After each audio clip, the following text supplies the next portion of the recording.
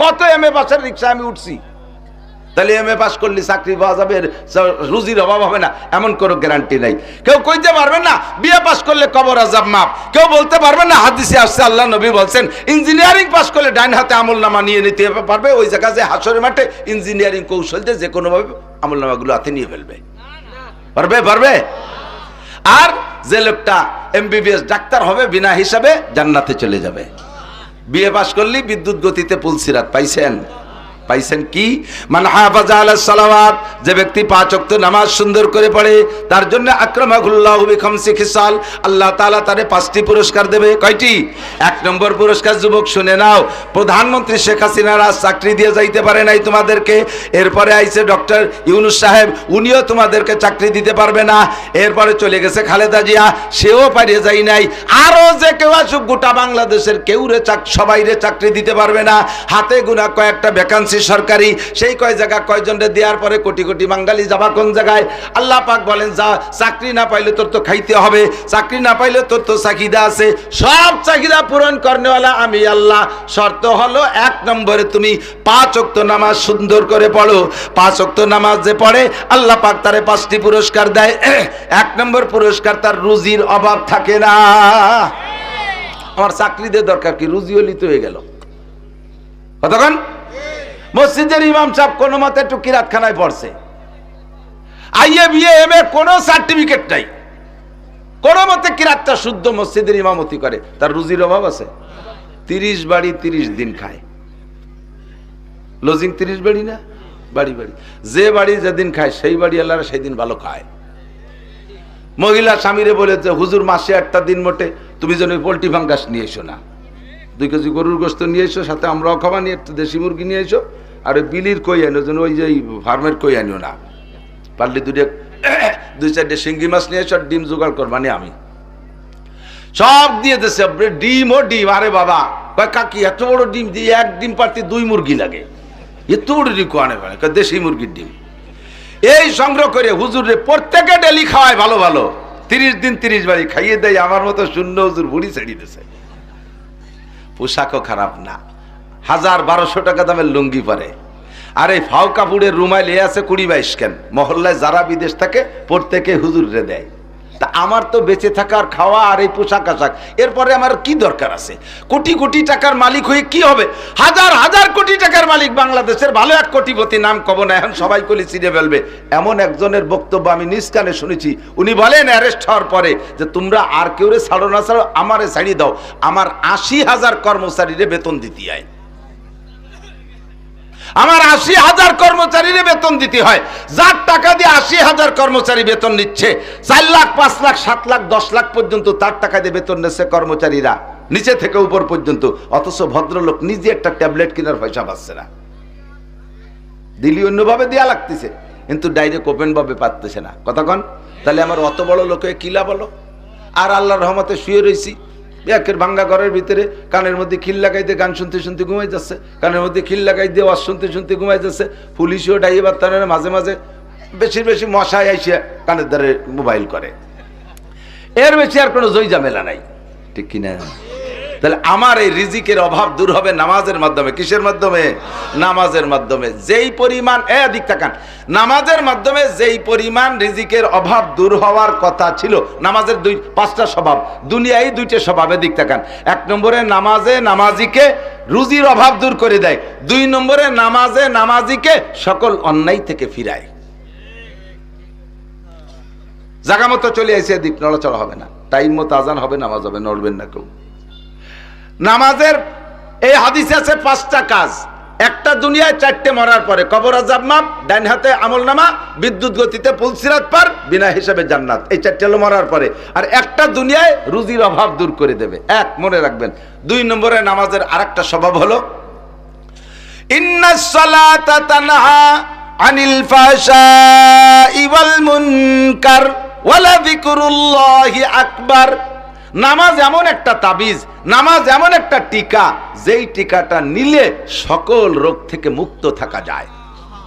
মাঝে মাঝে দেখেন টিকা দেয় না পোলাপানকে, টিকা দেয় যে বাড়ি, আগের দিন মাইকিং করে জামাগো দিক তো যায়, দিক যায় কিনা জানি না, অমকের বাড়ি মেম্বারের বাড়ি দেবে, ওয়ার্ড চেয়ারম্যানের বাড়ি দেবে, উল্লেখযোগ্য দুই একটা বাড়ির নাম কয়, স্কুলই দেবে। তো টিকা দেয় যেদিন, সেই দিন সকালবেলা ওই টিকার পয়েন্টে দেখবেন হলুদ একটা কাপড় টানানো আছে, আছে না? ওর মধ্যে মাঝখানে দেখবেন এর একটা বৃত্ত আছে গোল, বৃত্তের মাঝখানে একটা বাচ্চার ছবি আছে, বৃত্তের 6 দিক দিয়ে 6টা তীর আছে, দেখেন আছে না? এই সব মিলিয়ে তর্জমা কি? অবশ্যই আমি যা বলবো তাই হবে আশা করি। বৃত্তটা, এই পুরো কাপড়টা দুনিয়া, কাপড়টা দুনিয়া। এই দুনিয়ার ভিতরে মাঝখানে বৃত্তটা তার হায়াতের এরিয়া, হায়াতের সীমা। মাঝখানে মানুষটা, এই মানুষটার দিকে 6 দিক দিয়ে 6টা রোগে আক্রমণ করতেছে, 6 দিক দিয়ে 6টা রোগে আক্রমণ করতেছে। এই 6টা রোগ যদি একবার ভিতরে ঢুকে যায় তাহলে হাজারো চিকিৎসা করে কাম হবে না। কাজেই এই 6 রোগের ঠেকানোর জন্য সব মিলেইয়া ডাক্তাররা গবেষণা করে বানাইছে একটা টিকা, যেই টিকাটা ধারাবাহিক এই কয় মাস দিলে ওই ছেলেটার দেহের ভিতরে 6টা রোগ ঢোকে না। 6 রোগের প্রতিরোধক, 6 রোগের প্রতিরোধক। আল্লাহ পাক রব্বুল আলামিনও বলেন তোমার জিন্দেগিতে হাজারো রোগ, তোমার এই গোটা দুনিয়ার ভিতরে হায়াতের একটা সীমানা আছে, আছে না নাই?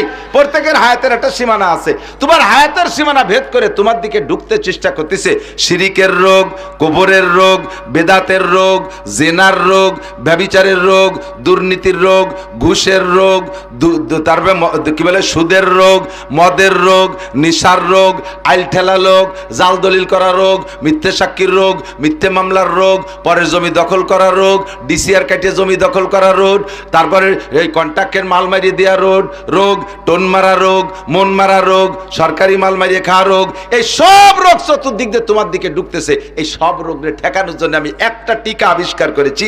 আল্লাহ পাক বলে আমি একটা টিকা তৈরি করেছি, সেই টিকাটার নাম নামাজ। টিকার নাম কি? ইন্নাস সালাতা তানহা আনিল ফাহশা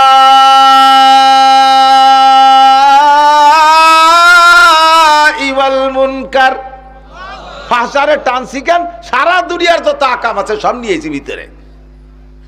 দুনিয়ায় যত ফাহেশ কাম আছে, আকাম আছে, সবগুলোকে দমন করে একমাত্র নামাজ। বলেন একমাত্র নামাজে নামাজিরে ঘুষ খাইতে দেয় না, নামাজে নামাজিরে সুদ খাইতে দেয় না, নামাজে নামাজিকে আইল ঠেলতে দেয় না।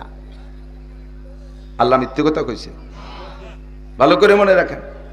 নামাজে নামাজি মহিলারে মাথার কাপড় ফেলাতে দেয় না, নামাজে নামাজি মহিলাকে মুখ খোলা বোরকা পরতে দেয় না, নামাজে নামাজি মহিলাকে অকথ্য ভাষায় গালাগালি কাজাকাজি করতে দেয় না, নামাজে নামাজি মহিলাকে ফালতু কথা দিয়ে ফালতু ছবি দেখতে দেয় না। এর থেকে ঠেকাই ফেলে, কয় যে না মিথ্যে কথা হুজুর। আমাকে এই অফিসে তো সবচেয়ে বড় ঘুষখোর যেটা, ওটি তো এত বড় দাড়ি, নামাজ পড়ে কপালে হেনে টিক্কি হয়ে গেছে। আমার এক চাচা, সে তো সে ঘুষ, সে যে নামাজ, ওর নামাজ দেখেন না, ফেরেশতাকে নামাজ পড়ে, আবার আসরে বারে টেঙ্গি এক কান দিয়ে যাই আইল খোসে। সুবহানাল্লাহ। এ আছে না নাই? বুড়ো বুড়ো মানুষ, কাম নাই কাজ নাই, সংসার থেকে রিটায়ার্ড ছেলেরা Italy, Australia, France, Japan, German থাকে, আমেরিকা থাকে, বিদেশেতে বস্তা করে টাকা পাঠায়। ছেলেরা বুড়ো কালে বাপরে কইছে আব্বা জীবন ভরে বহুত খাটনি খাটছেন, এই বুড়ো কালে আর খাটা লাগবে না, এখন আপনারা টাকা দেবো, যা লাগবে বাজার ঘাটে যাবেন, কিনে কাটা করবেন, খাবেন দাবেন, তবলিগি সময় লাগাবেন, মসজিদি বেশি টাইম, মাঠে যেন কোনোদিন আপনারা জাতি না দেই। কিন্তু বুড়োর তো কৃষি ফ্যামিলির লোক, জীবন ভরে কৃষি কাজ করতে করতে অভ্যাস হয়ে গেছে, যতই কোটি কোটি টাকা দিক ওই কুদা টেঙ্গি একখান নিয়ে ডাঙ্গায় না গেলি বাসে না, চকে জাতি হবেই হবে। কাশি একখান নিয়ে কৃষক যারা আছে তারা কথা কর না কেন? আমিও কৃষি ফ্যামিলির ছেলে, বাপের সাথে কাজ করছি বিদায় এই ওয়াজের সিজন না থাকলে এবার আমারও গার মধ্যে জ্বালা ঠেয়, ঘাস কাটবো, বুই কোপাবো, এই এটা ওটা করবো, এ না হলে ভালো লাগে না। তো বিকেলবেলা আসরের নামাজ পড়িয়ে মাথায় পাগড়ি, তসবি এক গাছ হাতে, টেঙ্গি একখান নিয়ে যায় উনি, নামাজি মানুষ, আইল গাড়ি দেয়, আইল খসে, তা জিকিরের সাথে সুবহানাল্লাহ আলহামদুলিল্লাহ, কোপে কোপে জিকির, কোপে কোপে জিকির। মাঝখান দিয়ে কত বোন একটা কোপ দেবে না, সব আইল গাড়ি দেবে, জমি বলাবে। 30 বছর পরে এই জমি যদি বুড়ো বেচার সিদ্ধান্ত নেয়, বুড়োরে বলবেন আপনার সাথে কেনা বেচার কন্ট্যাক্ট হইতে, কাকা জমি কি মাপে জোপে ঠিক আছে? এই যে 10 কাঠা তো কইলেন, 10 কাঠা কি হবে না? কয় যে বাবা মাপতে যাইও না, ঠকে যাবা না, বলছি 10 কিনে নাও 10, 2 কাঠা বেশি ছাড়া কম হবে না। 30 বছর আইল খুঁজছি, লাস্টে যে জিকির ফিকিরে খুঁজছি, কবে কবে জিকির। তাহলে নামাজও পড়ে, আসরের নামাজের বরাবর এই জাইল খুঁজে, আপনি দি করলেন জাইল খুঁজা থেকে ঠেকায়। নামাজি মানুষ সুদে কারবার করে, আছে না নাই? আছে। হাজারে হাজার টাকা সাথে এক মন দান, এই সুন্নত জারি আছে না? হাজারে হাজার টাকা সাথে এক মন পিএস, এই সুন্নত জারি আছে। আবার নামাজি টাকা চাইতে যাবেন কর্জ, না টা পাবো কোয়ানে। কাকা কোনো উপায় নাই, আপনাকে বৌমা সিজারের রোগী, বাচ্চাটা নষ্ট হয়ে যাবে। বললাম না নাই নামাজ, এই যে টা নেই, এই মাত্র নামাজ পড়ে আসলাম, তুই বিশ্বাস করিস না। কোনো মতে সেও ছাড়ে নাই। কইলে একজনে থুয়ে গেছে 40,000 টাকা, সে আবার তার স্বভাব ভালো না, কিছু না দিলি তা দিতেই মানা হচ্ছে। একজনে থুয়ে গেছে ওনার কাছে। তুমি নামাজি মানুষ, আর একজনের ইন্টারেস্টের টাকা তোমার কাছে থুয়ে যায় কে? সুসোকু থাকার হ্যাঁ সিস্টেম এই কথা কন না কেন? আবার নামাজ পড়ে মসজিদের সিগারেটারি না সেক্রেটারি, সিগারেটারি, সিগারেটও খায়, সভাপতি। বড় বড় পদ দখল করো, নামাজও বলে আকামও করো। কেন?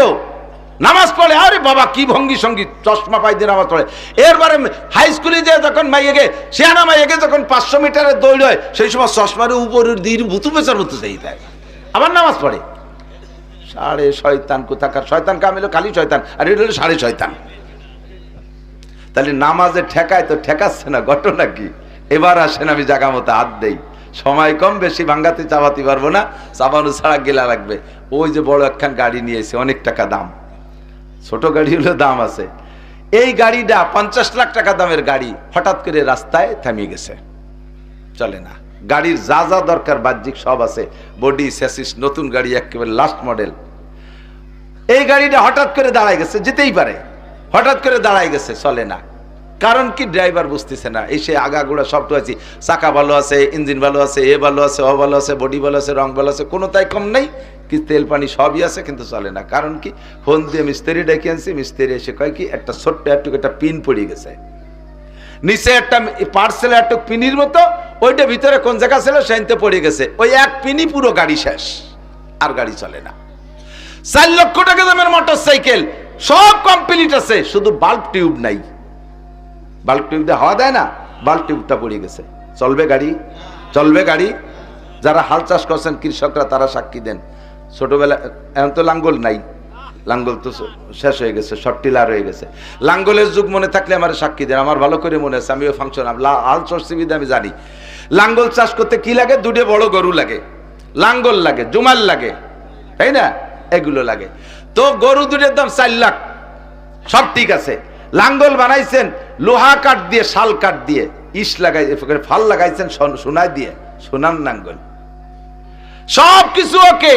কিন্তু লাঙ্গলের ইসটা এসে লাঙ্গলের যে জায়গা ঢোকে, পিছন দিয়ে একটু একখান খুঁটো দেয়, ওর নাম ইস্তিয়া। মনে আছে নাকি ইস্তিয়া? ভুলে যায় না জানু। আমার দায়িত্ব দিয়েছে গোপালগঞ্জের পুরন বাংলা জ্বালাই ওর জন্য।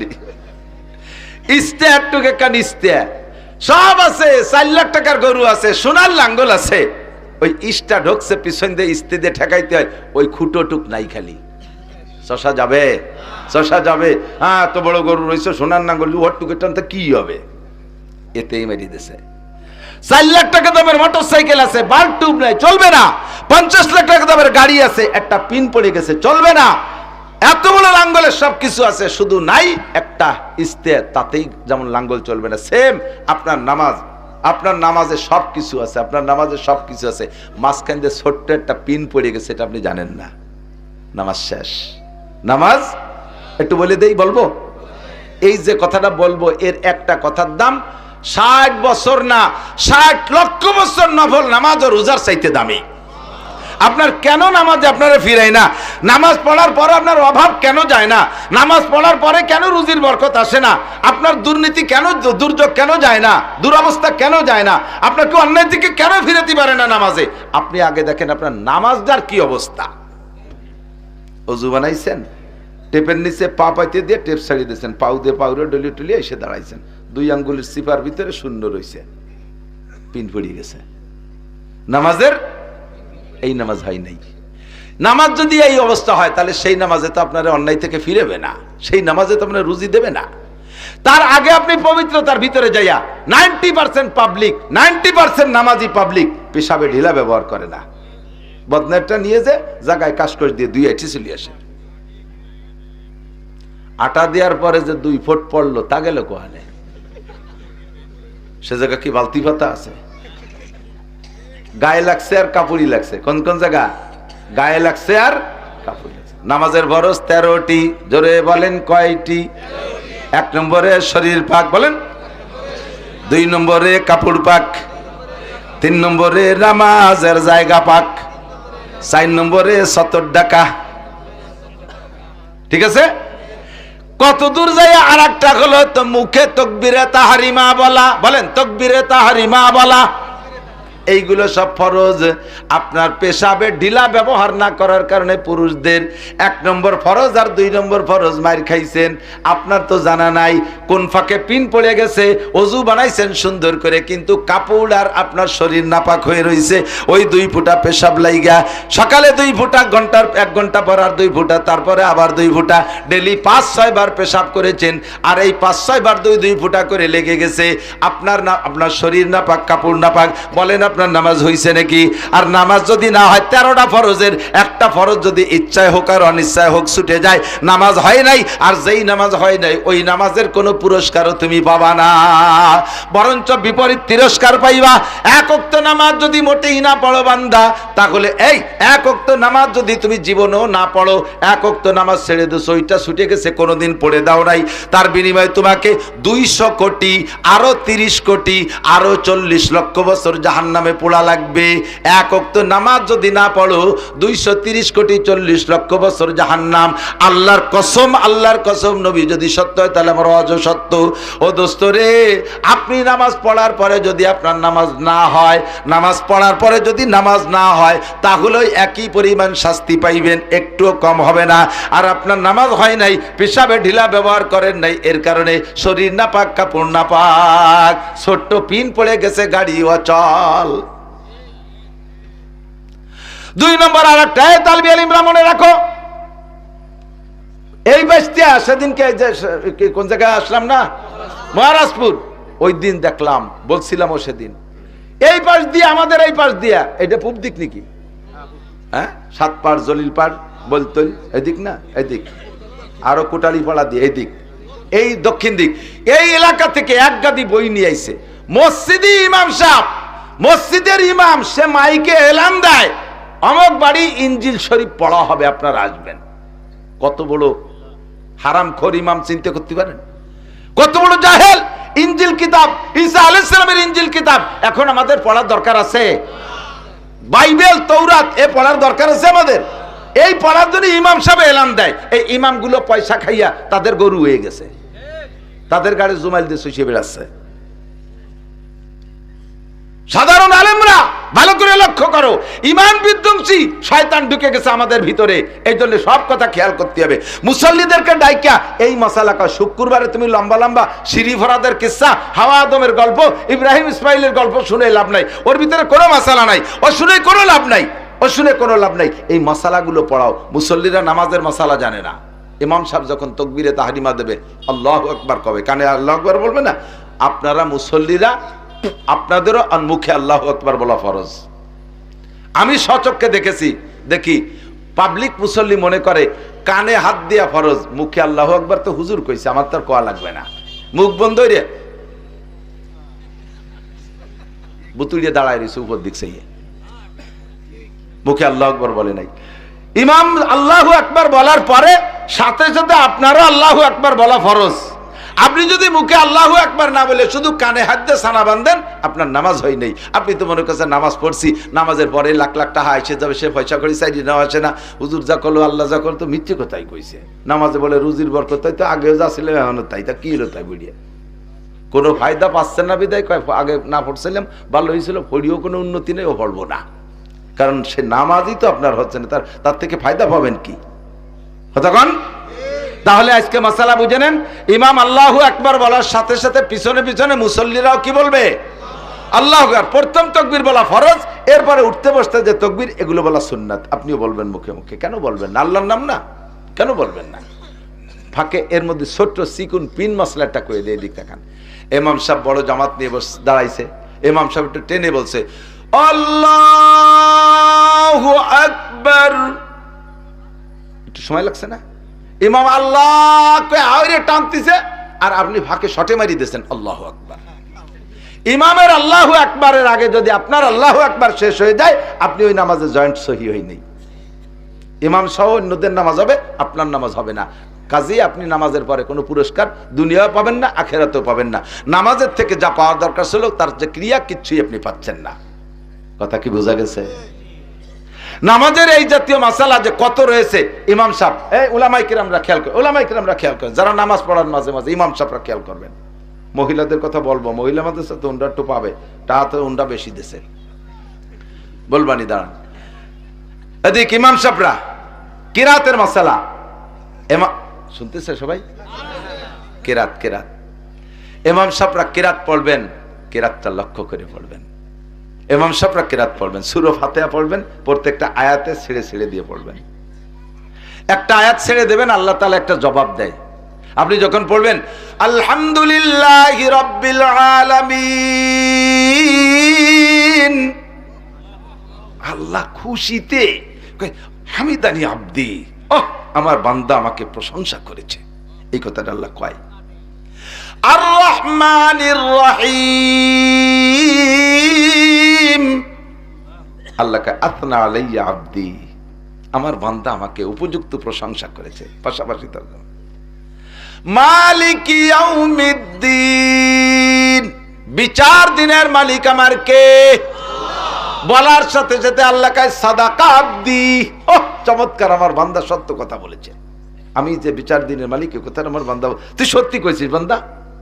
এইভাবে আপনি একটা বলবেন, আল্লাহ একটা বলবে, দুইজনের মধ্যে গল্প আছে। এই জন্য আসসালাতু মিরাজুল মুমিনিন, নামাজ হলো মুমিনের মিরাজ। মিরাজ মানে আল্লাহর সাথে নবীর সাথে গল্প হয়েছে, আপনিও নামাজের মধ্যে দেন গল্প করতেছেন। আপনি একটা বললে আল্লাহ একটা কয়, আপনি একটা বললে আল্লাহ একটা বলে, তাহলে গল্প হচ্ছে না? এরপরে 3 নম্বর 4 নম্বর আয়াত কি? ইয়াকা নাবুদু ওয়া ইয়াকা নাস্তাঈন, তোমারই ইবাদত করি, ওয়া ইয়াকা নাস্তাঈন, সকল সাহায্য তোমারই কাছে চাই। দুটি কথা না?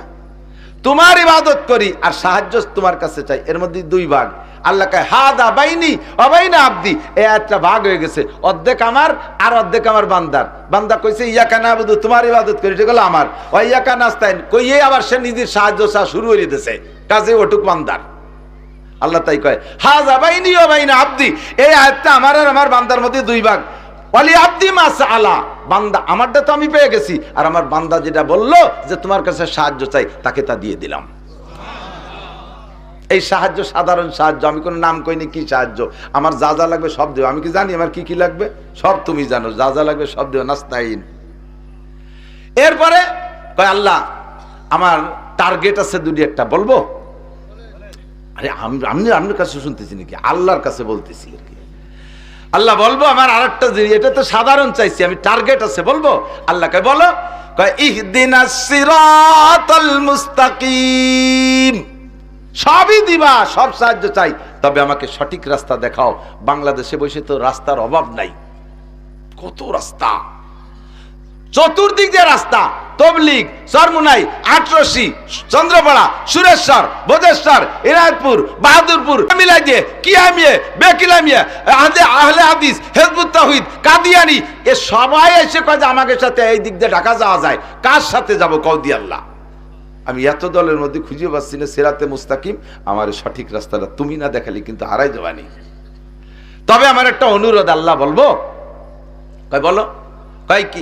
এই আয়াত বলার পরে আল্লাহ কয় ওয়ালি আব্দি মা সাআলা, তুমি যা চাইছো দিয়ে দিলাম। এরপরে বলতেছি আল্লাহ আমার একটা দাবি, অনুরোধ, মেহেরবানি করে ইহদিনাস সিরাতাল মুস্তাকিম, আমি একটু বলে দেই, সিরাতাল লাযিনা আনআমতা আলাইহিম, যেই রাস্তা দিয়ে চলার কারণে একদল মানুষকে তুমি পুরস্কৃত করেছো, ওই রাস্তাটা আমারে দেখাই দাও। বলার সাথে সাথে আল্লাহ কয় ওয়ালি আব্দি মা সাআলা, থ্যাংক ইউ, তুই যা চাইছিস দিয়ে দিলাম, যা, তোরে কোনো খারাপ রাস্তায় কেউ নিতে পারবে না। এদিক লাস্টে বলছি আল্লাহ তোমার পায়ে ধরি, কুদরতি পায়ে পড়ি, একটু পরে সিজদা দেব, তোমার কাছে অনুরোধ, একটা রাস্তায় যেন আমি যাই, 2টি রাস্তায় যেন আমি যাই না। একটা হলো গায়রিল মাগদুবি আলাইহিম ওয়ালাদ-দাল্লিন, মাগদুবি আলাইহিম মানে ইহুদি, দাল্লিন মানে নাসারা। ইহুদি মানে ইসরায়েলিরা, আর নাসারা মানে খ্রিস্টান আমেরিকানরা। এই দুই দলের রাস্তায় তুমি আমারে চালাবা না। তোমার পায় ধরি আল্লাহ দেহ আল্লাহ, এই জামানা কিন্তু এসে বাড়ি খারাপ, আমার এই দুই রাস্তাতে তুমি বাঁচাও। আল্লাহকে ওয়ালি আব্দি মাসা আল্লাহ। ঠিক আছে, দাল্লিনকে ছেড়ে দিলি, সাথে সাথে আমার শরীরের ভিতরে 360 ফেরেশতা আছে, ওরাও সাথে সাথে কয় আমিন। এবার নবী পাক বলেন ইজাও মান ওয়াফাকা তামিনুহু তামিনাল মালায়েকা গুফিরা লাহু মা তাকাদ্দামা মিন যামবিহি। যখন ইমাম বলে দেয় গায়রিল মাগদুবি আলাইহিম ওয়ালাদ দাল্লিন ফাকুলু আমিন, তোমরা আস্তে আস্তে আমিন বলো। আরে তোমরা আমিন যখন বলো, ফেরেশতারা তখন আমিন বলে। মান ওয়াফাকা তামিনুহু তামিনাল মালায়েকা, যার আমিন ফেরেশতার আমিনের সাথে মিলে যায়, গুফিরা লাহু মা তাকাদ্দামা মিন যামবিহি, ওর জীবনের সব গুনাহ ক্ষমা হইয়া যায়। একটু একটা মাসালা কই বলবো, এদিক তাকান। আমিনটা জোরে কব না আস্তে কব, এই ব্যাপারে আপনারা দ্বিধা দ্বন্দ্বে আছেন। নতুন ওই যে ছোট অল্প বয়সী 16-18 বছরের সাইকুল হাদিস আমাদের ভিতরে ঢুকে পড়ছে। সাইকুল হাদিস ওর বগল ভরা বুখারি, তাই একটু একটু বুখারি। এই বুখারি আলা সাইকুল হাদিসকে পালাই পড়ে মহা বিপদে আছি। আর বাংলাদেশে জীবন ভরে হানাফি মাযহাবের, সৌদি আরবে যায় কয় বছর চাকরি, ঘোড়া গেদা ভেড়া মেড়া চড়াইয়ে, দুম্বা টুম্বা চড়াইয়ে, ওই জায়গাতে মশলা নিয়ে ঢালি দিয়েছে বস্তা ভরিয়ে, বড় বড় ব্যাগেজ লাগেজ নিয়ে এসে খুলে দিয়েছে, ওর মধ্যে খালি মশলা বাড়িয়ে মসজিদে যাইয়া বুহির পর ছানা বাঁধে, পাও খানিক চেরাই দিয়ে, ফাঁসের জন্য লাতই চড়াই দিয়ে আমিন। ভাব দে বেটা, তোরে কি সৌদি আরব পাঠাইছে আমিনটা নিয়ে তিনি গে, তুই গেছিস কটা টাকা আনবি, বুড়ো কালে যা দুয়ে মুছে খাতি পারি, তুই আমিন আনতে গেছিস কে? জানতে আমরা যাব। মুফতি আব্দুল গফফার সাহেব 50 বার গেছে, বাংলাদেশের উলামায়ে কিরাম শত শত বার গেছে, তারা তো আমিনটা নিয়ে নেয় না। তুই মূর্খ মানুষ আনতে গেছিস কে? ও জায়গাতে কি আনতে হবে তা আনার মতো বুদ্ধি আমাকে আছে। এদিক তাকান। আমিন আস্তে বলবেন না জোরে বলবেন, এই বিষয়টা বলে আমি ওয়াজের দিকে যাচ্ছি। আমিন আপনি আস্তেও বলতে পারেন, জোরেও বলতে পারেন, কোনো দোষ নেই। এদিক খেয়াল করেন, আমিন আস্তেও বলতে পারেন, জোরেও বলতে পারেন, তবে আপনার সামাজিকতা রক্ষা করার একটা দায়িত্ব আছে। মসজিদি সবাই আসতে বলছে, আপনি একা যদি কোন আমিন, সব মুসল্লিকে মন আপনার দিক চলে যায়, নামাজের থেকে সব মুসল্লির মন আপনার দিক চলে গেছে, ঠিক কিনা? আপনি সবাই নামাজের ভিতরে একটা খলাল সৃষ্টি করে ফেলাইছেন, একটা ঝামেলা বাধায় দিয়েছেন। সে একদানে আল্লাহর দিকে তাকে নামাজ পড়তে গেল, তার মনটা আপনার দিক নিয়ে গেছেন, এই একটা অন্যায় করছেন। এই জন্য আপনি একা হলে আমিন জোরে বলার পার্টিও যদি হন তবু জোরে বলবেন না। যারা জোরে বলে তারা জোরে বলাকে ওয়াজিব বলে না, জোরে বলাকে মুস্তাহাব বা সুন্নত বলে। তো একটা সুন্নত বা মুস্তাহাব আদায় করতে যত মুসল্লির ক্ষতি কেন করবেন? কাজে আপনি আস্তে বলবেন। 2 নম্বরে, যদি বলেন, আমি বলে দিছি কি জোরেও বলতে পারেন, আস্তেও বলতে পারেন, ঠিক কিনা? আমি তাই বলছি না? এবার আপনি যদি বলেন যে জোরেই বলতে হবে, তাহলে আমি বলবো আস্তেই বলতে হবে। আপনি জোরে বলার কোনো দলিল দিতে পারবেন না, আমার জানা আছে। আপনি হাদিস পড়েন, আমি তো বুখারী শরীফ পড়াই, আমি জানি না কোরআনে কি আছে। আমি তিরমিজি শরীফ পড়াই, আমি জানি না কোন হাদিসে কি আছে, সব আমার জানা আছে। আপনি পারবেন না দলিল দিতে যে জোরে জোরে আমিন বলার হাদিস মাদ্দা বিয়া সাউতাহু, এর বেশি কইতে পারবেন না, ওর তরজমা আমরা জানি। তবে আমি আস্তে বলার দলিল দিতে পারবো। খেয়াল করেন, হুজুর বলছেন যার আমিন ফেরেশতাদের আমিনের সাথে মিলে যাবে তার গুনাহ মাফ। তাহলে ফেরেশতাদের আমিনের সাথে আমার আমিন মিলেতে হবে না? ফেরেশতার আমিনের সাথে আমার আমিন মিলানোর 2টা দিক, একটা হলো টাইমের মিল আর একটা হলো শব্দের মিল। তো টাইমের মিলটা মিলছে, তাহলে কখন? ইমাম যখন ওলা দলিনকে ছেড়ে দেয় তখন ফেরেশতারা আমিন বলে, আমরা আমিন বলি, একই টাইমের মিল হলো। এবার আরেকটা মিল হতে হবে আওয়াজের মিল। তো ফেরেশতাদের আওয়াজ কি আমিন কোনোদিন কানে শুনছেন? তা আপনি জোরে কোন কে? ফেরেশতারা কইল আস্তে, আপনি কলেন জোরে, তাহলে অর্ধেকে মেললো আর অর্ধেকে মেললো না। টাইমই মেলছে আওয়াজে, তাহলে গুনাহ অর্ধেক থেকে যাবে। আর যদি পুরো মাফ করাইতে চান তাহলে টাইমেও যেমন মিলেবেন, আওয়াজও এরকম মিলেবেন। ফেরেশতারা আস্তে কইছে, আমিও আস্তে বলবো। কতক্ষণ ফেরেশতারা জোরে কলো না আস্তে কলো, তা বুঝলাম কি রে? তা বুঝলাম কি রে মানে কানে না শুনলি তো আস্তে কইছে, আমি শুনি নাই বিদায় আস্তে। আর কি দলিল লাগে? ঠিক কি ঠিক না? কাজে আমিন হবে আস্তে। এবার আসেন মশলা, এ কথা তো মনে আছে। একা একাও যদি নামাজ পড়েন ফিস ফিস করে কিরাতে, আমার বাবারা ভাইরা এদিক লক্ষ্য করেন, আপনি একা একাও নামাজ পড়লে সূরা ফাতিহাটা এইভাবে ছেড়ে ছেড়ে দিয়ে পড়বেন, তাহলে আল্লাহ পাক ফাঁকে একটা জবাব দিতে পারে। আর আপনি এক নিঃশেষে মারিয়ে দিয়েছেন আলহামদুলিল্লাহ রাব্বিল আলামিন রহমানির রহিম মালিকি ইয়াউমিদ্দিন ইয়াকা না'বুদু ওয়া ইয়াকা নাস্তাইন গায়রিল মাগদুবি হঠাৎ দলিন, আল্লাহকে আমি যেটুকু কবিতা কন্যা কব, তুই তো যা চাইস তা দিয়ারই সময় পেলাম না। হঠাৎ দলিন করতে যে হঠাৎ দলিন কে বেলাই যা দেব তা দিয়ারই তো সময় পেলাম না, তুই কি চালি কদি দেই। তাহলে আমি তো সূরা ফাতিহা সবচেয়ে বড় মোনাজাত, সবচেয়ে বড় মোনাজাত কি? তাই আল্লাহর কাছে বললাম আল্লাহ দেওয়ার জন্য রেডি, আমি নিতে সুযোগ নেই না, আল্লাহরে দিতে সুযোগ। তাহলে আজকে থেকে কিরাতে ভাবে কেটে কেটে পড়বো, ঠিক আছে না? তাড়াতাড়ি পড়ে, সময় কম। আলহামদুলিল্লাহ রাব্বিল আলামিন আর রহমানির রহিম মালিক ইয়াউমিদ্দিন ইয়্যাকা না'বুদু ওয়া ইয়্যাকা নাস্তাঈন ইহদিনাস সিরাতাল মুস্তাকিম। পরিমাণ মতো হালকা হালকা টান দিয়ে শুদ্ধ মাখরাজ শুদ্ধ আপনি শর্টে কাটে পড়েন, তবু আয়াতগুলো শ্বাসে শ্বাসে ছেড়ে দিয়ে পড়েন। তবে এক নিঃশ্বাসে ছেড়ে দিয়ে দুই আয়াত পড়বেন না, ছাড়িয়ে দেবেন তো নিঃশ্বাসও ছাড়তে হবে, নইলে আবার সই হবে না। এক মাসালা, দুই এদিক তাকান। এরপরে সূরা ফাতিহার পরে কিরাত পড়বেন। এই কিরাতের মাসালা উলামায়ে কিরাম সবাই খেয়াল করবেন, মা বোনরাও খেয়াল করবেন। আপনি পাবলিকরা বিশেষ করে যদি মাঝখান দিয়ে খোঁজ কাবলা একটু কোরআন শরীফ মুখস্থ থাকে, সেইটুক নামাজের মধ্যে পড়ার জন্য দিল কান্দি ওঠে। সেটুকির সাথে পরের রেখাতের সাথে মিল আছে কিনা আপনার দেখতে হবে, ইমামতি শিখতে হবে। আমি গহরডাঙ্গায় দাওরা পড়ি যেবার মৌলানার ক্লাস 6 মাসের পরে, 6 মাস আমি অন্য নানুপুর পড়ছি, মেশকাত তারাইল ফুকরা পড়ছি, জালালেন পর্যন্ত। গহরডাঙ্গা শুধু দাওরা হাদিস পড়ছি। তো 6 মাস পরে যাইয়া কি দেখি রে হুজুররা, চৌমনি হুজুর আমারে কই যে তুমি আসর মাগরিব ঈশা 3 ওয়াক্তের নামাজ পড়াবা মাদ্রাসার মসজিদে। 1400 ছাত্র, মোহতাম সাহ হুজুর, চৌমনি হুজুর, ঢাকার হুজুর, কাশিনী হুজুর, বরিশালের হুজুর, কোটালীপাড়া হুজুর, পাটগাতির হুজুর, বগুড়ার হুজুর, বড় হবের শাহ হুজুর। এরা হল বাঘের মতো মানুষ, মানে সামনে দিয়ে আটতে গেলেও পেশাব এসে যায় বয়তে, এমন বেটা বেটা মানুষ। তার মধ্যে আমার দেশে ইমামতিতে, আমি তো হাফেজ না, পাবলিক নামাজ পড়াই, কাঁপতি কাঁপতি পড়াই। প্রথম তো ছোট ছোট আয়াত তো দম ফুরে যায়, সে সারি উঠতে পারি না, ঢোক এসে যায়। তো ওইভাবে পড়াই। এবার কণ্ঠ ছিল ভালো, হুজুর আবার খুব পছন্দ করছে, উচ্চারণ যা ছিল সব হুজুরই সাপোর্ট দিছে। এখন কিরাত ওইরকম যে আনতে পারি সে আনতে পড়ি, আমার তো ওই ফিকা জানা নাই। বরিশালের হুজুর রহমাতুল্লাহ আলাইহি ক্লাসের মধ্যে একদিন বলতেছে, মিয়া আজকে মাগরিবের নামাজে প্রথম রিকাতে আলাম তারা পড়লে, পরের রেখাতে ইন্না তাইনা পড়লে, এই দুই সূরার মধ্যে মিল কি? তুমি তো আলেম হয়ে গেছো মাওলানা, তর্জমা তো জানো, কোন তর্জমার মিলের কারণে আলাম তারার পরে ইন্না তাইনা পড়লে?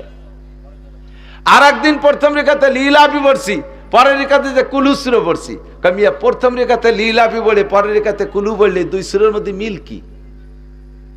তুমি পাবলিকই পড়ে, ভুল পড়ে বা যা করে যেটুক পড়ে, আল্লাহ সুযোগ দিয়েছে ফাকরা মা তায়াসসারা মিনাল কুরআন, যে কোনো জায়গাতে পড়লে নামাজ হবে। তো তুমি আলেম হয়ে এরকম গলমিল পড়ো কে? দুইটা কিরাত দুই রেখাতে পড়বা, আগের রেখাতে যে কিরাত পড়বে, পরের রেখাতে সেই দুই কিরাতের মধ্যে তর্জমাগত দিক দিয়ে, নাজেলের দিক দিয়ে, অবতরণের দিক দিয়ে, মাসালার দিক দিয়ে মিল হতে হবে। বুঝতেছেন আপনারা নাকি আমি কি করতেছি তা আল্লাহ জানে? আমি কি বুঝাচ্ছি? একটু টের পাচ্ছেন সবাই? কি আর একটু আগুন তাহলে আরো ভালো বুঝতে পারবেন। এখন আমি বললাম যে হুজুর মিল টিলি তো কোনো চিন্তা করি না। কাজে বেটা এদিক, প্রথম রেখাতে যদি তুমি আলাম তারা পড়ো, তাহলে অবশ্যই দ্বিতীয় রেখাতে লিলাফি পড়বা, না পড়লে নামাজ হবে না তা না। আবার উল্টো বুঝে না, যেন নামাজ হয়ে যাবে, কিন্তু একজন দুইটা কিরাতের ভিতরে যে মিল আছে, মিলটা তুমি নষ্ট করবা কা? যে তর্জমা বোঝে তার ভিতরে খুব জ্বালা লাগে। আলাম তারা সূরার ভিতরে কি আসছে তর্জমা শুনেন, আলাম তারা কাইফা ফাআলা রাব্বুকা বিআসহাবিল ফিল। হে নবী আপনি কি দেখেন নাই আপনার রব, আপনার আল্লাহ হস্তি বাহিনীর সাথে কি আচরণ করেছে? আব্রাহা ছিল কি বলে, আব্রাহা বাদশা কাবা ঘরকে ধ্বংস করার জন্য নবিয়া পাক দুনিয়া আসার আগেই নবিয়া পাকের চাচা দাদা যান খাজা আব্দুল মুত্তালেব হুজুরের দাদা, তার জিম্মায় ছিল কাবার চাবি। কুরাইশদের জিম্মায় কাবা ঘরের রক্ষণাবেক্ষণের দায়িত্ব ছিল। সে সময় নবীও দুনিয়া আসে নাই, আর মুসলমানদের তো কোনো গন্ধই নাই। কিন্তু কাবা ঘর সেই আগের থেকেই সম্মানী। কাবা ঘরের জিম্মাদারি ছিল কুরাইশদের কাছে। কাদের কাছে? কুরাইশদের কাছে। এই কুরাইশদের হাত থেকে কাবা ঘরকে ধ্বংস করে দিয়ে আব্রাহা তার এলাকায় কাবা বানাবে বলে সিদ্ধান্ত নিয়ে হাতি বাহিনী নিয়ে আসছে। আল্লাহ কয় ওয়া আরসালা আলাইহিম তায়রান আবাবিল, আমি উড়ন্ত পাখি এক ঝাঁক পাঠাই দিয়া, ওয়া আরসালা আলাইহিম তায়রান আবাবিল, পাখি পাঠাই দিয়েছি, তার মিহিম বিহিজারাতিম মিন সিজ্জিল, ছোট ছোট পাথর মারছি, পাথরগুলো অ্যাটম বোমার মতো কাজ করছে। ফাজাআলাকুম কাসফিম মাকুল, তাদেরকে বানাই দিছি এমন হাতি সহ, কেমন যেন খাওয়া ধান, ঘাস বা ধানের ভিতরে যদি গরু ছেড়ে করে দেন, খাইয়ে পাড়ায় যেমন নষ্ট করে ফেলে, এই হস্তি বাহিনীকে তার বাহিনী সহ শেষ করে দিছি। এই যে সূরা আলাম তারা, এমন কয় যে এই বুঝছেন কথা বলছেন? তা এবার আল্লাহ কয় এই ঘটনাটা ঘটালাম কেন, এই হাতি বাহিনীর আর আবরাহা বাহিনীকে ধ্বংস করলাম কেন? এ সময় তো কোনো নবীও নাই, রাসূলও নাই। লি ইলাফি কুরাইশ, এই কাজটা করছি হলো কুরাইশকে খুশি করার জন্য। এবার কি টের পাইছেন? তাহলে আলাম তারার ঘটনাটা ঘটাইছে কেন, সেই কেনটা বলতেছে লিলাফির ভিতরে। কাজে আমার আর দুইটা মিল সূরার মিল, তরজমাগত মিল যে পড়তে হলে আলাম তারা পড়া কোন সূরা পড়তে হবে? লিলাফি পড়া লাগবে। এবার কি টের পাইছেন? এভাবে শব্দটা আপনারা আমি বুঝতেই পারবো না। সারা কোরআন শরীফকে এভাবেই সাজানো হয়েছে। এই আয়াতের পরে এই আয়াত কেন, এই আয়াতের পরে এই আয়াত কেন? আমার হাফেজ সাহেবরা পৃষ্ঠা শেষ হলে রুকুতি চলে যায়, আমার পড়ানোর মধ্যে খস করে ওঠে। পরের পৃষ্ঠায় দুটি আয়াত রয়ে গেছে, একটা আয়াত রয়ে গেছে। ওই আয়াতটা যদি এই রুকুর মধ্যে পড়ে ফেলে তাহলে পূর্ণ একটা আলোচনা কমপ্লিট হয়ে যায়। একেবারে লাস্টে বাদাই থুয়ে যায়, এই যে জাহান্নামের কোনায় চলে গেছে, পট করে তওবা করে জান্নাতে চলে গেছে, সেইটুক না কইয়া জাহান্নামের কোনায় নিয়ে রুকুতি চলে যায়। কিরম যে লাগে, বিশাল খারাপ লাগে। আলাম নাশরাহ লাকা সূরা যদি প্রথম রেখাতে পড়েন, পরের রেখাতে বা 3 পড়লে পড়তে পারেন, তবে পরের রেখাতে ইজাজা পড়লে তরজমার ভিতরে খুব মিল হয়। প্রথম রেখাতে যদি ওয়াইলুল্লি পড়েন তাহলে দ্বিতীয় রেখাতে আলাম তারা পড়েন না, দ্বিতীয় রেখাতে আরাইতাল্লাজি পড়েন, তরজমার মিল আছে। কোন দিক দিয়ে? ওয়াইলুল্লি কুল্লি হুমাজাতিল লুমাজা, এ জায়গা হুমাজা লুমাজার জন্য ওয়াইলের খবর আছে, আরাইতাল্লাজির মধ্যে ওয়াইল আছে। হ্যাঁ, ওয়াইলুল্লিল মুসাল্লিন, ওয়াইলুল্লিল মুসাল্লিন, ওই মুসাল্লিদের জন্য ওয়াইল। আল্লাযীনা হুম আন সালাতিহিম সাহুন, ওয়াইলে মিল আছে। প্রথম রিকাতে যদি ওয়াদদুহা পড়েন তাহলে দ্বিতীয় রিকাতে অবশ্যই আলাম নাশরাহ লাকা পড়েন, কারণ ওয়াদদুহার মধ্যে আল্লাহ পাক নবীকে সম্বোধন করে কথা বলতেছে। ওয়াদদুহা ওয়াল লাইলি ইজা সাজা মা ওয়াদ্দাআকা, কা মানে হে নবী আপনি, মা ওয়াদ্দাআকা রাব্বুকা ওয়া মা ক্বালা ওয়ালাল আখিরাতু খায়রুল লাকা মিনাল উলা, যত কা আছে সব কা মানে হে নবী তুমি। আলাম নাশরাহ লাকার মধ্যে যান, আলাম নাশরাহ লাকা এ কা মানে নবী, আলাম নাশরাহ লাকা সদরাক ওয়া ওয়াদানা আনকা বিজরাক, যত কা আছে সব কার মানে হলো নবী। আলাম দোহার মধ্যে নবীকে সম্বোধন করে আল্লাহ বলেছেন, আলাম নাশরাহ লাকার মধ্যে বলেছেন। অন্য সূরা পড়লে নামাজ হবে না তা না, কিন্তু একজন ইমাম, একজন আলেম মানুষ কেন গড় মিল পড়বে? এই জায়গাতে 2 আয়াত, ওই জায়গাতে আরেক জায়গাতে 2 আয়াত। সূরা ইজা সামান ফাতারাত পড়তে এদিক, এই হবে সামনে খেয়াল হলো না, আরেক দিকছে বসে দিই, এই লাঠি দিয়ে পিটেন দেওয়ারি। ছোট তো ওরাই ভুল করে, এই জন্য ওকে ধমক দিয়ে শিখেছি। নামাজের ভিতরে পড়ে প্রথম পড়ে ইজা সামান ফাতারাত সূরা পড়ো তো, প্রথম পৃষ্ঠার মধ্যে হাফেজ আছে না, এনে প্রথম পৃষ্ঠায় 2 লাইন গেছে না? ইজা সামান শুরু হয়েছে কোন জায়গাতে? ইজা সামাউন ফাতারাত ওয়া ইদা, কোরআন শরীফ আছে না, খুলে দেন। ইজা সামাউন ফাতারাত ওয়া ইদাল কাওয়াকিবু ইনতাসারাত ওয়া ইদাল বিহারু ফুজ্জিরাত ওয়া ইদাল কুবুরু বুসিরাত আলিমাত নাফসুম মা কদ্দামাত ওয়া আখখারাত, এর আগের পৃষ্ঠায়। এই 2 লাইন বাদ দিয়ে নামাজের মধ্যে ওয়ালা দাল্লিন আমিন, এরপর ইয়া আইয়ুহাল ইনসানু মা গাররাকা বিরাব্বিকাল কারীম, এই জায়গা থেকে কিরাত পড়ে। তা আগের 2 লাইন যদি তুমি নাই পড়বা তাহলে আল্লাহরে কই দাও এই 2 লাইন খালি খালি নাজিল হচ্ছে কেন? একটা সূরা শুরুতে তুই 2 লাইন কেন বাদ দেবা? আর এই কথাটা আল্লাহ বলবে বিদায় তো আল্লাহ এই শুরুতে এই কথাগুলো বলছে। কি বলছে শুনেন, ইজা সামাউন ফাতারাত, যখন আসমান ফেটে যাবে, ওয়াইদাল কাওয়াকিবু ইনতাসারাত, তোমরা জেনে না আমার কুদরত কত মহান। ইজা সামাউন ফাতারাত, আসমান ফেটে যাবে, ওয়াইদাল কাওয়াকিবু ইনতাসারাত, আকাশের তারকাগুলো ছিন্ন ভিন্ন হয়ে যাবে। তারপরে ওয়াইদাল কুবুরু বুসিরাত, কবরকে কবরের থেকে বের করে দেওয়া হবে মানুষকে। ওয়াইদাল কুবুরু বুসিরাত আলিমাত নাফসুম মা কদ্দামাত ওয়া কাদিক, কিয়ামতের ময়দানে যখন মানুষকে কবর থেকে বের করে দেওয়া হবে, আলিমাত নাফসুম মা কদ্দামাত ওয়া আখখারাত, ওই সময় জানতে পারবে আমি দুনিয়ায় থাকতে কি পাঠাইছি আখিরাতের জন্য, সেই সময় বুঝবা। এই কথাগুলো বলে আল্লাহ কয়, বান্দা আমার এই মহান কুদরত তোর সামনে বললাম, আমার মহান কুদরত পেশ করলাম। ইয়া আইয়ুহাল ইনসান মা গাররাকা বিরাব্বিকাল কারীম, হে দুনিয়ার মানুষ তোর এই দয়াবান মেহেরবান আল্লাহকে কোন জিনিসে ভুলাইয়া দিল। এই কথাটা বলবে বিদা আল্লাহ আগের এই 4-5 আয়াত কইছে। আর হাফেজ সাহেব ওই 4-5 আয়াত বাদ দিয়ে ইয়া আইয়ুহাল ইনসানু মা গাররাকা বিরাব্বিকাল কারীম, মনে কর নামাজ ছাড়িয়ে দিয়ে এটি চলে যাই। মাঝে মাঝে বলি একটা গল্প, উদয়পুরের গল্প। মোল্লারহাট উদয়পুর মাদ্রাসার শাহ সাহেব হুজুর রহমাতুল্লাহ আলাইহি তারাবির নামাজ পড়তেছে। এই ছোট মোটো হাফেজরা এরা হলো তারাবির ইমাম। তা হাফেজ সাহেব উনি তো হাফেজ, খালি হাফেজ, মাদ্রাসার ছাত্র, তর্জমা জানে না। তো আর শাহ সাহেব তো তর্জমার আলেম, তারাবির নামাজ পড়তেছে, পড়তে পড়তে অপেক্ষায় থাকি আমরা যারা আলেম, তারা তারাবির নামাজে বিশেষ কিছু সুরের দিক অপেক্ষা করি। কবে সুর কাহাফ আসবে, কবে সুর ইয়াসিন আসবে, কবে সুর ইউসুফ আসবে, আবার কবে সুর তোহা আসবে, সুর আরাফ আসবে, যার ভিতরে তর্জমা খুব মজাদার, এই অপেক্ষা করি। তো অপেক্ষা করতে করতে সুর ইউসুফ এসে গেছে, শাহ সাহেব পিছনে মুসল্লি, হাফেজ সাহেব সুর ইউসুফ পড়তে পড়তে ইউসুফ আলাইহিস সালাম রে কুয়োর মধ্যে ফেলালো বাইরা, এই আয়াত আছে তো, বাইরা নিয়ে ইউসুফ আলাইহিস সালামের কূপের ভিতরে ফেলাইলো। এরপরে 2-3 আয়াতের মধ্যে আবার ইউসুফ আলাইহিস সালামের কূপের থেকে উঠলো, এও আছে। তো ওই কূপের মধ্যে ফেলানো পর্যন্ত ভরছে, এরপরে কূপেতে উঠানোর কয় আয়াত হাফেজ সাহেব ভুলে গেছে, বুঝলে খানিক দূরিতে পড়া শুরু হচ্ছে। সালাম ফিরেছে, সালাম ফিরানোর পরে শাহ সাহেব বলতেছে, হাফেজ সাহেব ইউসুফ আলাইহিস সালামের সাথে কি তার ভাই গে মতো তোমারও শত্রুতাই? কি হয়েছে?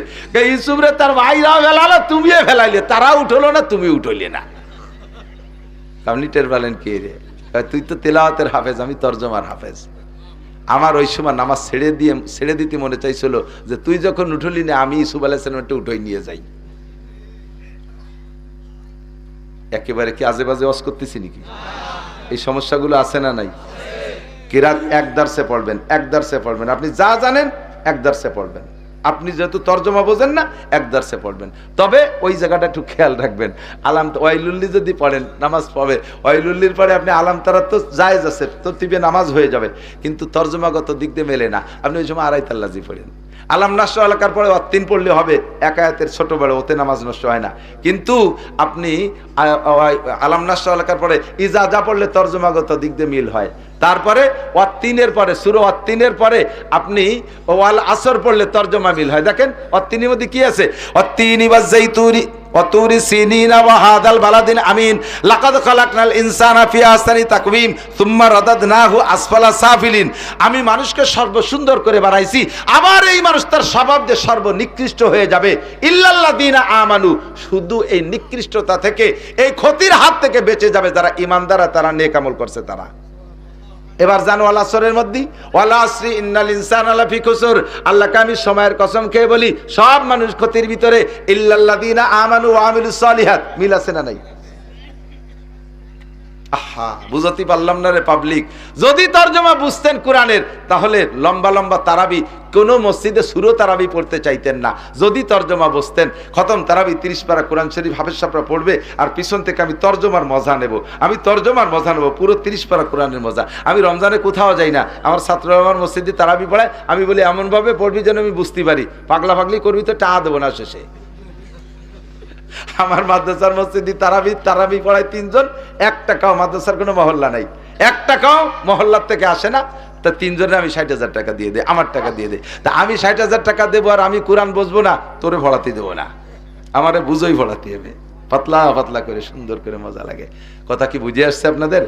আবার আর একটা মশালা বলি, কি হলো সময় দিস, আমি হলো 7:15 মতো কথা কব, নিজেরা চালাকি করে কথা করছে, নাড়া চালা দিচ্ছে না। আমার হলো শরীর ভীষণ খারাপ, আমি তো এত রস করবো না, 15 মিনিটের রস ফেরত দাও। আর একটা মশালা বলি, এদিক তাকান মা বোনরা, মহিলারা খেয়াল রাখবেন,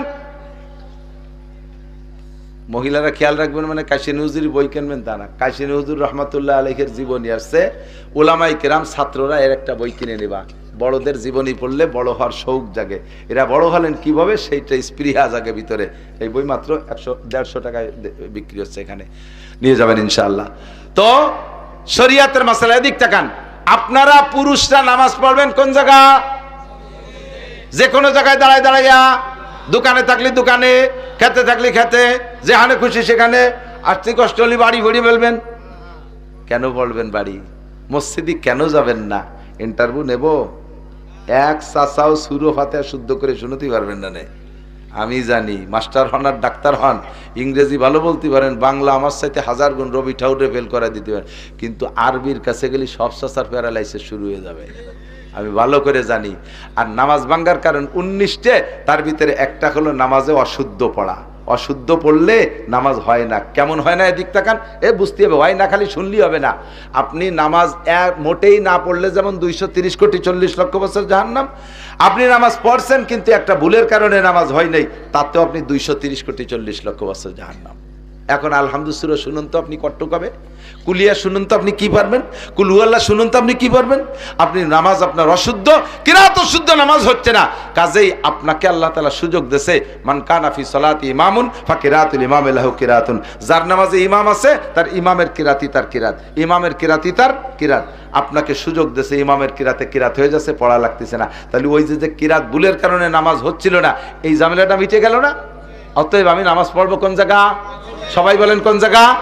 5 ওয়াক্ত প্রতিজ্ঞা করেন, এই শীতকালে কঠিন অজু বানায় তা যদি পড়লাম বাড়ি বসে হলো না, তো এই ঠান্ডা পানিতে অজু গোসল করে কি হবে, টাইনি টুনি হামাগুড়ি দিয়ে মসজিদে যে ইমামের বসে যে একটা দায়িত্ব ভেজাইলে ইমাম ছানা বাঁধতে দাঁড়াতে পারলে এবারে ইমামের যাওয়াই হবে, আপনার নামাজ হয়ে যাবে, কোনো সমস্যা নেই।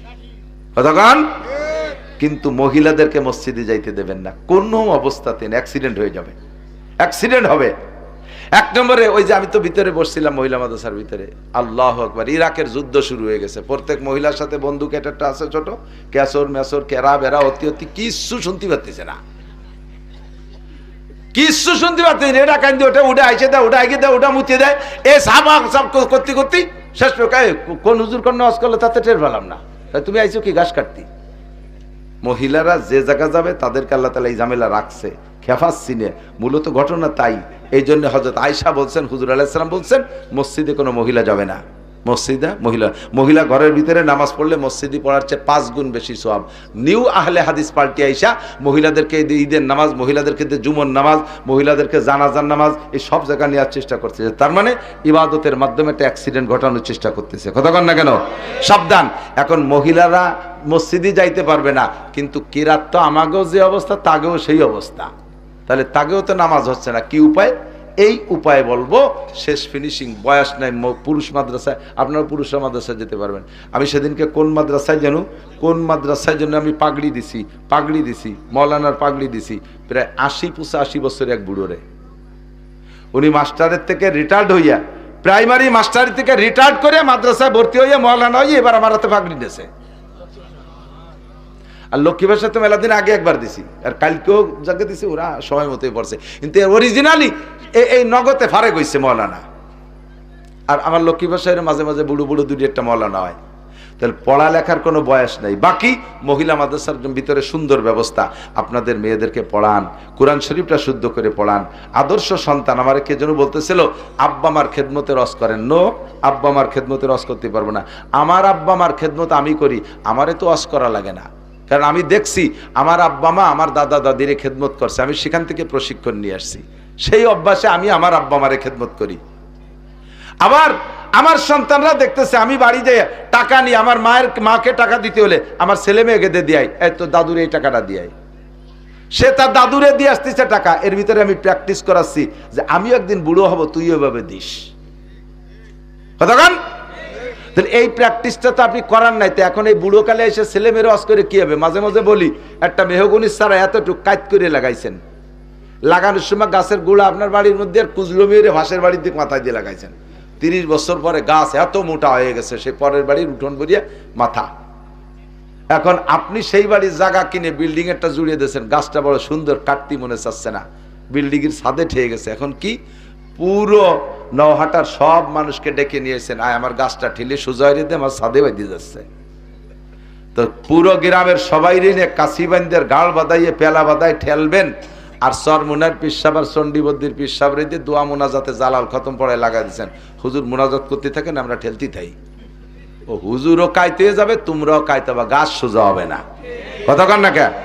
জন্মের সময় যার বিসমিল্লাতে ভুল, ও ছেলে নবীর সরা করে না কবুল। ছোটবেলায় কোরআন পড়াও নাই, নামাজ পড়াও নাই, সে সময় তালিম দেও নাই, আল্লাহ দে ছোট মেয়েকে ছোট মনে করিয়ে 7, 8, 10 বছর 15 বছর পর্যন্ত বাপের কাছে মাইয়ে ছোট স্কিন টাইট পাজামা পরাইয়া, হাফ প্যান্ট পরাইয়া, তার একটা টেপ গাই দিয়া বাপে হাত ধরিয়ে নিয়ে ঘুরে বেড়াইছে, ছোট মাইয়ে খু কি। আর এখন সেটা মা হয়ে গেছে, এখন তার সেই স্বভাব পাল্টানো বড় কঠিন। ছেলেরা ছোটবেলায় হাফ প্যান্ট পরাইছো, পাছাবের করা প্যান্ট পরাইছো, ইংলিশ প্যান্ট পরাইছো, তার এই কুত্তো কাটিং চুল কাটাইছো, বান্দর কাটিং চুল কাটাইছো, ওই অবস্থায় সে বড় হইছে। এখন সে মদ গাঁজা এবা ফেন্সিডিলের মধ্যে ঢুকে গেছে, সময় মতো তারে ঠেকাও নাই, কোরআন শিক্ষা দেওয়া নাই। এখন অসময় এসে যখন তোমার গাড়ির উপরে রাম দাও, দৈরে কয় গাজার টাকা দে, সেই সময় আমার ডেহে রয়েছে, হুজুর একটা জালাল খতম পড়ায়, ওর একটু ভালো বানাই দেন। কোনো খতমে কাজ হবে না। কতক্ষণ? এই সন্তানকে ভালো বানাইতে হলে আদর্শ মা লাগবে। মা হলো প্রথম উস্তাদ। ভাষা শেখে কার কাছ থেকে? মার কাছ থেকে। যার কারণে ভাষার নাম মাতৃভাষা, ঠিক না? আর জমিকে মায়ের মতো ভালোবাসতে হবে, নিজের বসত বাড়িকে। এর জন্য ভিটার নাম মাতৃভূমি। বসবাস করে বাপের বাড়ি, অথচ বাড়ির নাম কি? মাতৃভূমি। মায়ের মতো জমিকে বাড়িকে ভালোবাসো, আর ভাষা শেখো মায়ের কাছ থেকে। সব সন্তানরা মায়ের কাছ থেকে। বাপ তো জন্ম দিয়ে সৌদি আরব চলে গেছে, মা বাড়ি বসে বসে ভাষা শিখায়। মা প্রথম উস্তাদ। মা যদি কোরআন ওয়ালি হয়, সন্তান কোরআন শিখবে। মা যদি সুন্নতি হয়, সন্তান দস্তারখান ডিলাকুলুক শিখবে। মা যদি মেসক অলি হয়, তাহলে সন্তানও মেসক শিখবে। মা টাইম মতো নামাজ পড়বে, রোজা রাখবে, সন্তানও তাই করবে। মা মাথায় কাপড় রাখবে, ছোট মেয়েরাও মাথায় কাপড় পরা শিখবে। মা বোরকা ছাড়া বাপের বাড়ি যায় না, হাট বাজারে যায় না, মেয়েও তাই শিখবে। কাজেই সন্তানকে যদি ভালো করতে হয়, আগে আদর্শ মা গড়তে হবে, এর বিকল্প নাই। ভালো পিঠা যদি খাইতে চান, তাহলে শ্বাসটা আগে ভালো লাগবে। ভালো শ্বাস না হলে, শীতে পিঠে দিন এসেছিলাম আগে, কোনো শীতে পিঠে গোল, কোনোখানে নৌকোর মতো লম্বা, কোনোখানে এরকম বেহা, এক পাশ গাড়ি বাঁধে আর এক পাশ খাওয়া যায়, এরকম বেহা করা। তো শীতে পিঠে, একই শীতে পিঠে এত রঙালো কে কয়, শ্বাস যেরম পিঠে সেরম, ঠিক না? কাজেই পিঠা ভালো চাইতে হলে সাজ ভালো বানাইতে হবে। সাজ ভালো বানানোর আর কোনো কর্মকার নাই, কোনো কুমার নাই। স্কুল কলেজ ইউনিভার্সিটিতে মেয়ে গঠন হয় না, ও জায়গা মেয়েদেরকে ছেলে বানাই দিচ্ছে। মেয়েকে মতো ছেলেরা, ছেলেকে মতো মেয়েরা সিগারেট খায়। সুবহানাল্লাহ। ছেলেকে মতো মাইয়েরা জিন্সের প্যান্ট শার্ট গাইতে, গায়ে উড়না নাই, হাতে কোনো জায়গা তার মেয়েলি কাটিং নাই, বব কাটিং চুল। তা মেয়েকে ছেলে বানায় দিচ্ছে, সে জায়গা ডাইস নষ্ট করে ফেলতেছে না আরো। তো কাজেই ওই জায়গা পড়াইয়া কোনোদিন আদর্শ মা হবে না, ওই মায়ের পেটের সন্তান কোনোদিন মুনিষী হবে না। যদি ভালো সন্তান পাইতে চান, তাহলে মেয়েদেরকে মহিলা মাদ্রাসায় পড়ান, একেবারে বাধ্যতামূলক। সবটুক যদি নাও পড়ান, কমপক্ষে প্রাথমিক শিক্ষাটা দিয়ে দেন। শুদ্ধ করে কোরআন পড়া শিখবে, নামাজ কালাম সব শিখবে, তাহলে সে একা একা নিজের নামাজ নিজে পড়বে। তারা তো মসজিদে যে ইমামের পিছনে পড়বে না, ঠিক কিনা? তো এই মাদ্রাসাটা হচ্ছে, একজন পুলিশ অফিসার আছেন, দু একজন পুলিশ অফিসার দেখলাম, আরও যারা আছেন সবাই মিলে মাদ্রাসার সাথে থাকবেন তো ইনশাআল্লাহ? বিপক্ষে যাবেন না তো ইনশাআল্লাহ? যতটুকু পারেন উপকার করবেন, ক্ষতি করার চেষ্টা করবেন না। যতটুকু পারেন উপকার করবেন, ক্ষতি করার চেষ্টা করবেন না। ক্ষতি করতে গেলে নিজে ক্ষতির মধ্যে পড়ে যাবেন। খুব কষ্ট হয়ে গেছে, ভাষাগত ত্রুটি বিচ্যুতি মার্জনীয়। যা বলেছি শুনেছি, আল্লাহ আমল করা তৌফিক দান করে। একজন মানুষও আজকে বাহিরে কোথাও যাবেন না, অজু বানাইয়ে এই জায়গা বড় জামাতে নামাজ পড়বেন, দেখবেন একটা মজাই আলাদা। যুবকরা রাস্তাঘাটে যাবা, কোনো বিপদে পড়ে যাবা, ঈশান নামাজ না পড়ে গেলি কিন্তু কোন বিপদে পড়ে যাওয়া, শেষে কয় যে হুজুর আমাকে নিজেকে মনে হচ্ছে এরকম ধরা বান্ধা বদ্ধ আল্লো। আমি বদ্ধ হারা লাগবে না, উপরওয়ালা সাইজ করে দেবে। কিন্তু ঈশান নামাজ জামাতের সাথে পড়ে আবার বসবো, হযরত মাওলানা আব্দুল মান্নান উসমানী সাহেব বয়ান করবেন। সুবহানাল্লাহ বিহামদি, সুবহানাল্লাহিল আযীম, সুবহানাল্লাহ। এই সদস্য কাশিনী হুজুর রাহমাতুল্লাহ আলাইহির জীবনী, যারা শিক্ষিত যুবকরা, ওই বট গাছের নিচে একজন মুরব্বী বুড়োরে দেখতে পারবা। ওই বুড়ো যা বলে, বুড়োর কথা শুনবা, তার মধ্যে তোমার মঙ্গল আছে। বুড়োকে যদি না পাও, তাহলে তুমি বট গাছতলা বসবা না, চলে যাবা, ছায়া পাইলেও বসবা না। 2 নম্বর, ওখান থেকে বেরোয়া কত দূর যাওয়ার পরে একটা ঝোপঝাড় পাইবা, ওর মধ্যে দেখবা একটা, ওর ভিতরে তোমার ঠান্ডা, ওর ভিতরে যাইয়া দেখবা ঠান্ডা পানি কলকল করে চলতেছে। ওই ঠান্ডা পানি ওখান থেকে তুমি নিবা, নিয়া এই মশকের গরম পানি ফেলাই দিয়ে ঠান্ডা পানি নিয়ে যাবা। প্রত্যেকটা মারহালায় তুমি নামাজ পড়বা, বাড়ির থেকে নামাজ পড়ে বের হবা, আর ওখানে যে ঘাটে ঘাটে নামাজ পড়বা। তুমি বিশ্রামের আরামের টাইম বাদ দিয়ে ফাঁকা টাইমটা শুধু নামাজই পড়বা। আল্লাহ পাক নামাজের বদৌলতে তোমাকে বড় বড় মহা বিপদ থেকে নাজাত দিবে। বুড়ো ওই লোকটাকে তুমি সাক্ষাতের পরে তুমি তার সাথে সামনে যা, তারে ছাড়া সামনে যাবা না। এরপর ওই বুড়ো তোমার সঙ্গে যাবে, গাছতলা থেকে বের হয়ে যাইয়া সামনে যে একটা গ্রাম পাইবা, ওই গ্রামে গিয়ে তুমি পরিচয় দিবা, তুমি লোকমান হাকিমের ছেলে। দেখবা বাবা, তোমার যত্নের অভাব নাই। 2-3 দিন ওখানে অবস্থান করবা, বেড়াবা, এরপরে ওই গ্রামের মানুষ তোমাকে একটা মেয়ে দেখাবে, বিবাহের প্রস্তাব দেবে। ও বাবা, কোনোভাবে ওই মেয়েটারে বিয়ে করবা না, ওই মেয়েটারে বিয়ে করলে তুমি জীবনে বাঁচবা না। তবে মুরব্বী তোমার সাথে থাকবে, মুরব্বী যা বলবে তাই মানবা। 3 নম্বর, ওখান থেকে সাগরের পাড়ে যখন যাইবা, সাগরের পাড়ে যাওয়ার পরে আমার বন্ধুর সাথে দেখা হবে। বন্ধু তোমারে টাকা দেওয়ার ওয়াদাও করবে, তবে একটা রাত থাকতে বলবে। ওই জায়গা কোনো মতো রাত থাকবা না, রাত থাকলে তোমার বিপদ হবে।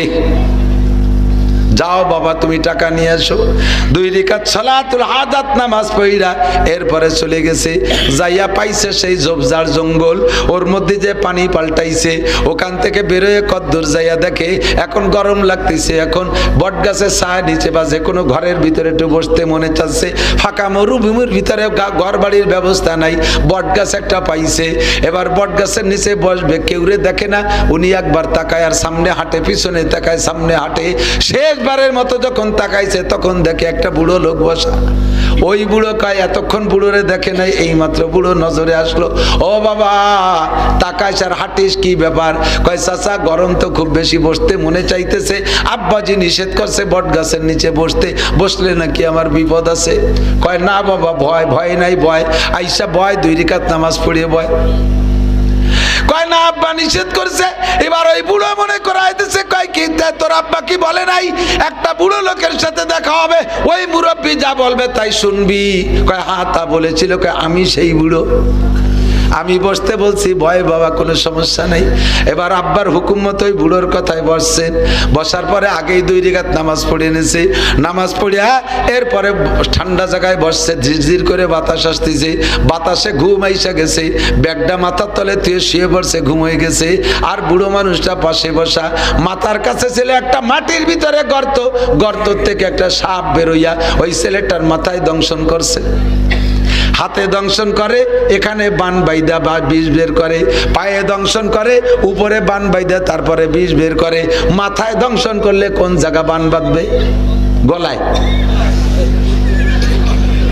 গলা চাপিয়ে যদি কুষ্টাইতে বাঁধে তাহলে কিছুক্ষণ পরে মরলি, একটু আগে মরবে। কতক্ষণ টাকা মাথায় কামড়াইছে ছেলেটাই, কামড়ের দংশনে, সাপের দংশনে বেহুশ হয়ে গেছে, মরে নাই।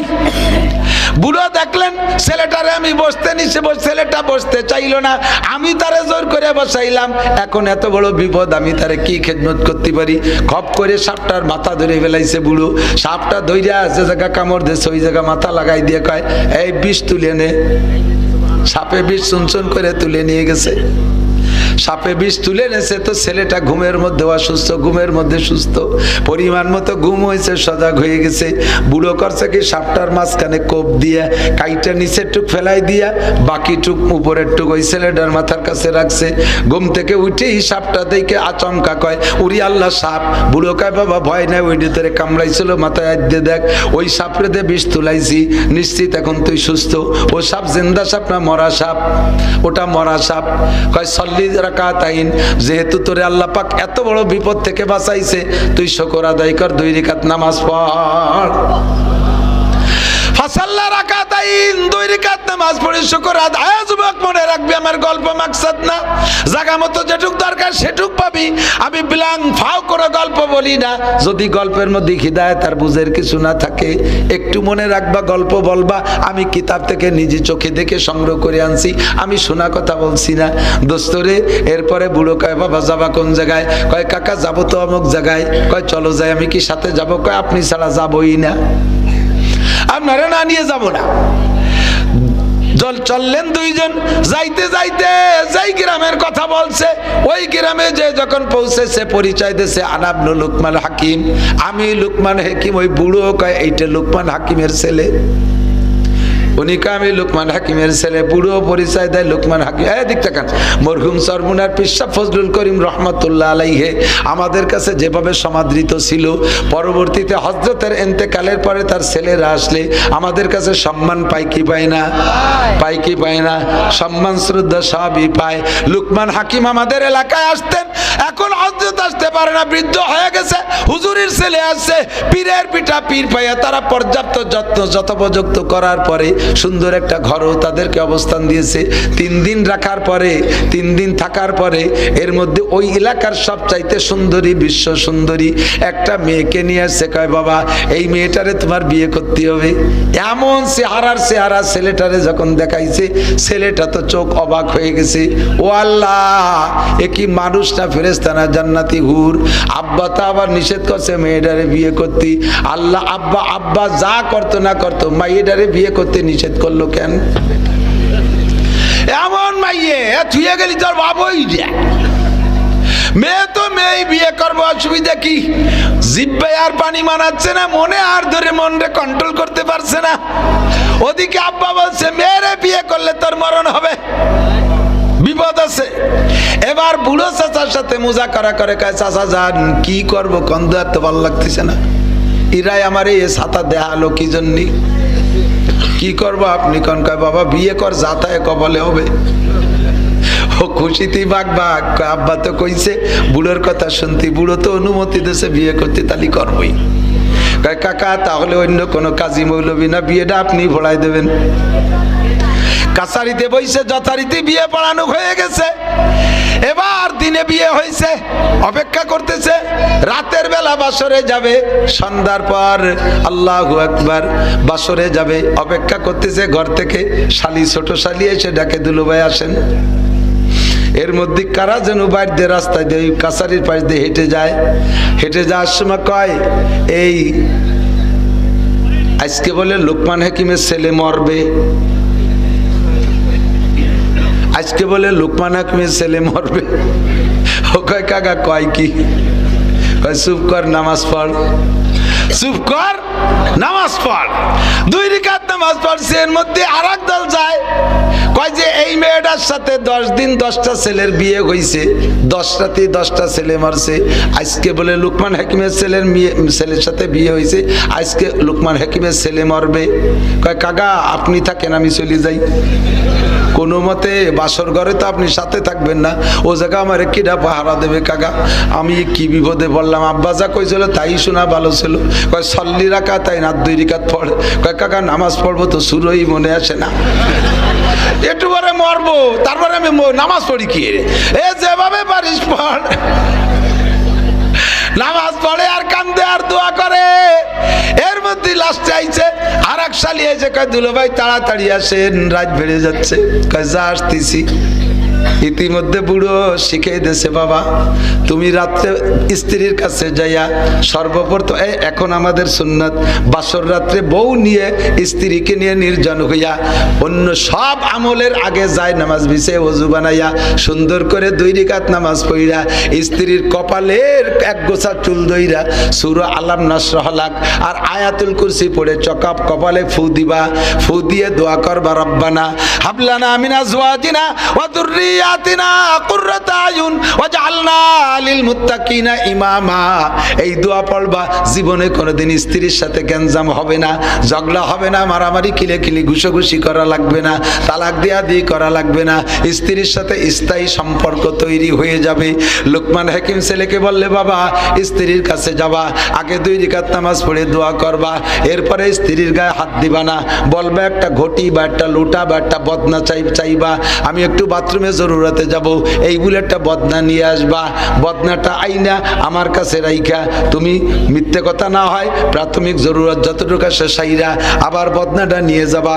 বদনা নিয়ে ঘরে যাইয়া স্ত্রীকে বলবা তুমি যদি আমার স্ত্রী হও আর আমি যদি তোমার স্বামী হই, তুমি সারা জীবন আমার কথা শুনবা আর মানবা, আমল করবা। এই কথা বিশ্বাসের জন্য আমি তোমাকে জীবনের প্রথমে একটা অর্ডার করব, সেই অর্ডার যদি পালন করো তাহলে বসবা, তুমি জীবন বসবো, তুমি জীবন ভরে আমার কথা রাখবা। কথাটা হলো এই বদনার ভিতরে তোমার পেশাব করতে হবে। আগে সুন্দর করে ওয়াজ করে বুঝাইয়া বদনার মধ্যে স্ত্রীকে দিয়ে পেশাব করাবা। পেশাব যতক্ষণ না করাইতে পারবা অতক্ষণ পর্যন্ত স্ত্রীর কাছে যাবা না, অর্থাৎ শারীরিক মিলনে যাবা না। স্ত্রী বদনার ভিতরে পেশাব করার পরে বদনাটা নিয়ে তুমি আমার কাছে চলে আসবা, একটা ঢাকনা দিয়ে দে, সেই ঢাকনাটা ঢেকে নিয়ে আসবা, আনার পরে দিবা, তারপরে বলবো কয় ঠিক আছে কাকা, যাই এইভাবে বুঝাই শুনাইয়া বদনাটা নিয়ে আসছে, বদনা আইনা এরপরে আবার গেছে, যাইয়া আবার বদনার ভিতরে স্ত্রীকে দিয়ে পেশাব করাইছে। পেশাব করানোর পরে একটা ঢাকনা দিয়েছে, ঢাকনা দিয়ে বদনারা ঢাইকা চাচার কাছে আবার আসছে।